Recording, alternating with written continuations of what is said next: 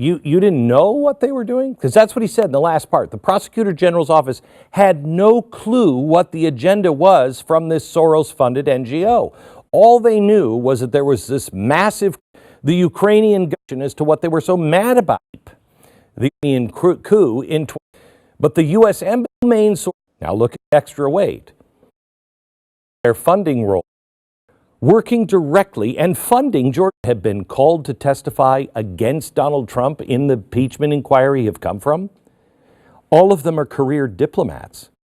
They were all privy to what went down the months leading up to the Ukrainian coup and everything that went down from then up until Donald Trump. And this includes, if the rumors are correct, the whistleblower, whom every single person in Washington believes is Eric Ciaramella. Ciaramella is a CIA analyst, and this is why he is so important to this storyline. He was on the National Security Council during the Trump administration as a Ukrainian expert. He was later kicked out of the White House for leaking information and pushing Russian collusion hoaxes. He also worked directly with the DNC operative Alexandra Chalupa, who is tasked with working alongside the Ukrainian embassy here in the U.S. to dig up dirt on Donald Trump. And if this isn't enough to discredit him as a witness, he also worked alongside Joe Biden when he was made the point man in Ukraine. But wait, there's more.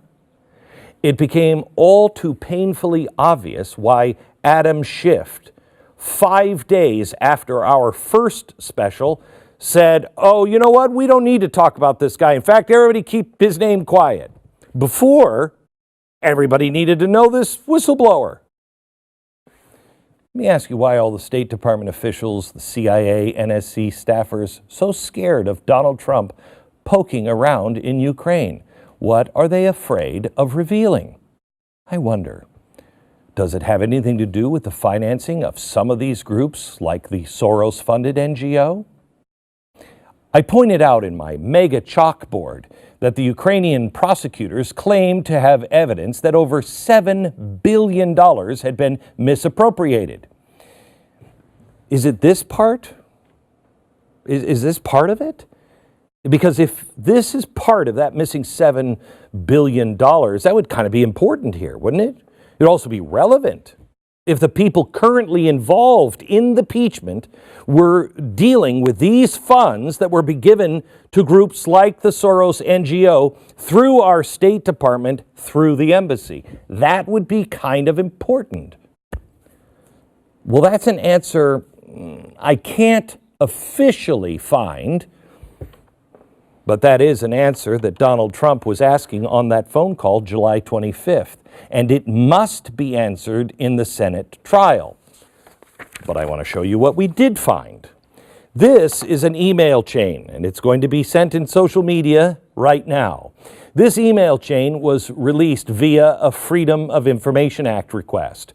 The first email, starting down here, is from the alleged whistleblower, sent to all the heavyweights within the State Department that were working on Ukraine. The entire email has been redacted. All of it is gone. Whatever Ciaramella specifically said, the State Department will not release that. They do not want you to know. But the final email in the chain reveals the overall context. Obama administration dollars going through the U.S. Embassy via USAID.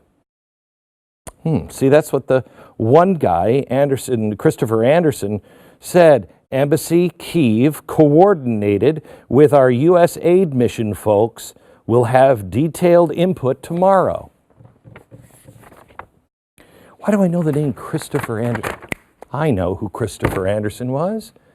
That name sounds familiar because he was the guy testifying against Donald Trump at the impeachment inquiry 2 weeks ago. They're all connected, and the coup is on. But still, it begs the question, what really is going on? It can't be just about Ukraine, can it? And why? Being that U.S. funding to Soros-backed groups began in 2013, we started looking beyond our initial timeline. We noticed one name pop up again and again and again and again, and that's what cracked this for us. His name is Alec Ross.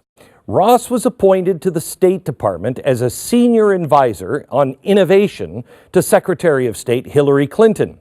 He first started popping up on our radar screen in Ukraine in late 2011. I'm going to show you some things.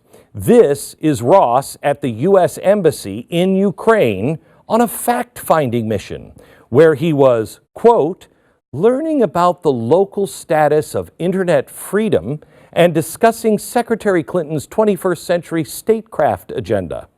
Oh, I'm going to go into Clinton's 21st century agenda more in just a bit. But basically, it boils down to an observation that the Obama administration had regarding the state of the world as it was beginning to undergo these massive, massive changes, technological changes in infrastructure, mass media and communications changes. These changes were all occurring at the same time. This could provide advantages to somebody if they were willing to take advantage. Well, you know what? I'm going to show you some videotape. Let me have Ross describe it. This is Alec Ross addressing the U.S. Embassy in Ukraine, October 2011. Watch.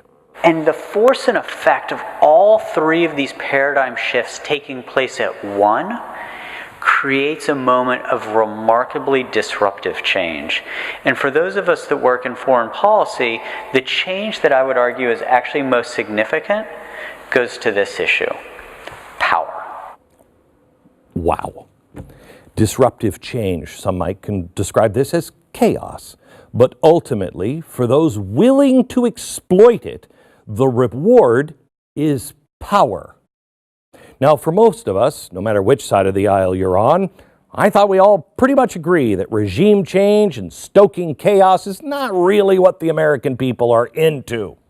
But this is exactly what was going on under the Obama administration, and it is going on tonight. And it's all being done in your name. You cannot be held guiltless after tonight.